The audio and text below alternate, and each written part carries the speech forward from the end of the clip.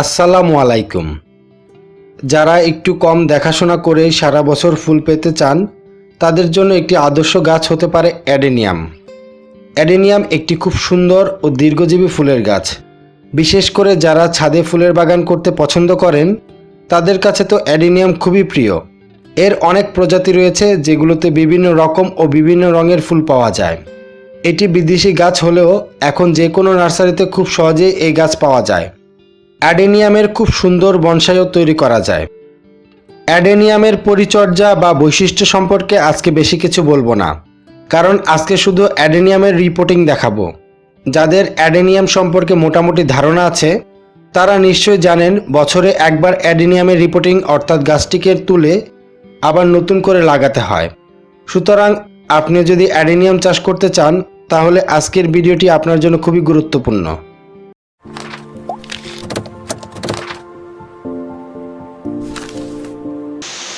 Adenium reporting করার উপযুক্ত সময় ফেব্রুয়ারি থেকে মার্চ মাস, অর্থাৎ বর্ষার আগে আগে। তবে শীতকাল বাদে অন্য যে কোনো সময় আপনি রিপোর্টিং করতে পারেন। প্রথমে গাছটিকে টব থেকে সাবধানে বের করে গাছের গোড়ার মাটি ভালোভাবে ছাড়িয়ে দিবেন।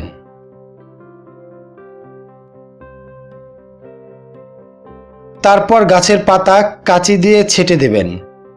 গাছকে জোপালো করতে চাইলে গাছের ডাল কিছুটা কেটে দিতে হবে, এতে গাছ জোপ হবে এবং ফুল অনেক বেশি হবে। পাতা কাটার আরও একটা কারণ হচ্ছে আমরা জানি যে গাছ পাতার সাহায্যে সালোক সংশ্লেষণ করে, তাই গাছকে তুলে আমরা যখন 6 থেকে 7 দিন ছায়াতে রাখবো তখন যদি গাছে পাতা থাকে তাহলে গাছ পাতার সাহায্যে সালোক সংশ্লেষণ করতে থাকবে, কিন্তু মাটিতে না থাকার জন্য সে শিকড় দিয়ে প্রয়োজনীয় খাদ্য মাটি থেকে নিতে পারবে না। ফলে গাছের শরীর থেকে সেই খাদ্য চলে যাবে, ফলে গাছ দুর্বল হয়ে পড়বে, তাই পাতা ফেলে দিতে হবে। এখন গাছটিকে পানি দিয়ে ভালোভাবে ধুয়ে পরিষ্কার করে নেব। গাছের অপ্রয়োজনীয় শিকড় ধারালো ব্লেড বা ছুরি দিয়ে কেটে দেবেন।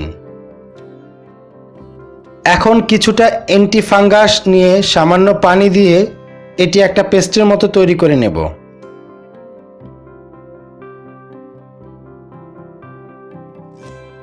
এবং গাছের কাটা ডাল ও শিকড়ে অ্যান্টিফাঙ্গাস পাউডার লাগিয়ে দেব।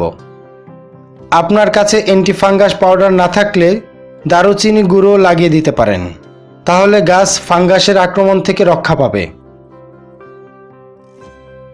এরপর গাছটিতে একটা দড়ি বেঁধে 6 থেকে 7 দিন ছায়াযুক্ত স্থানে ঝুলিয়ে রাখব।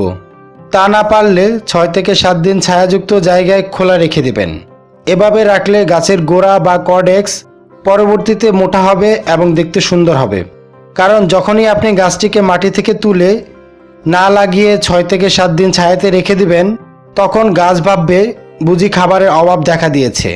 ফলে যখনই তাকে আবার লাগাবেন তখন সে মাটি থেকে বেশি পরিমাণ খাদ্য সংগ্রহ করে তার গোড়াতে জমা করবে, ফলে গোড়া মোটা হবে। এখন চলুন মাটিটা তৈরি করে নেই। অ্যাডেনিয়ামের মাটি তৈরি করার জন্য আমি 1 ভাগ দোআঁশ মাটি, 1 ভাগ মোটা দানার বালি এবং 1 ভাগ পাতা পচা কম্পোস্ট সার একত্রে মিশিয়ে নেব।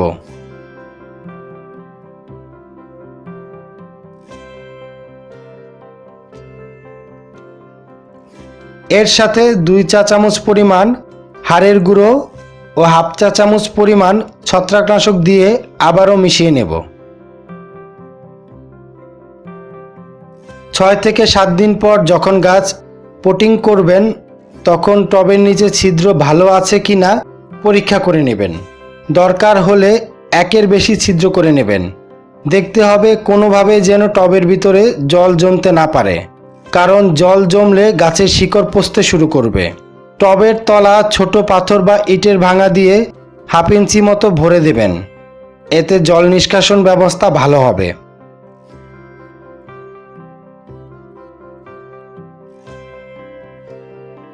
তারপর কিছুটা অ্যাডেনিয়ামের জন্য তৈরি মাটি দিবেন।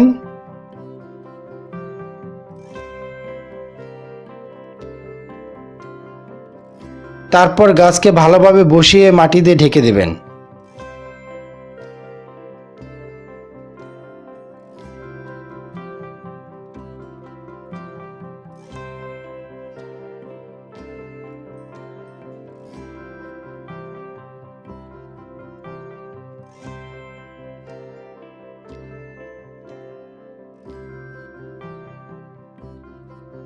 যখনই গাছ রিপোর্টিং করে আবার বসাবেন, তখন গাছের গোড়া আগের বারের থেকে 1 ইঞ্চি মতো উপরে তুলে বসাবেন। এতে গোড়া দৃশ্যমান হবে ও আরও বেশি সুন্দর হবে। সবশেষে ভালোভাবে জল দিয়ে মাটি ভিজিয়ে দিবেন। এখনই গাছটিকে রোদে না রেখে 5 থেকে 6 দিন ছায়াযুক্ত স্থানে রেখে পরবর্তীতে তীব্র রোদে রাখতে হবে। একই মাটিতে আপনি চাইলে যে ঢালগুলো কেটেছেন সেগুলো আলাদা টবে লাগিয়ে দিতে পারেন। এগুলো থেকেও নতুন চারা উৎপাদন করা যায়।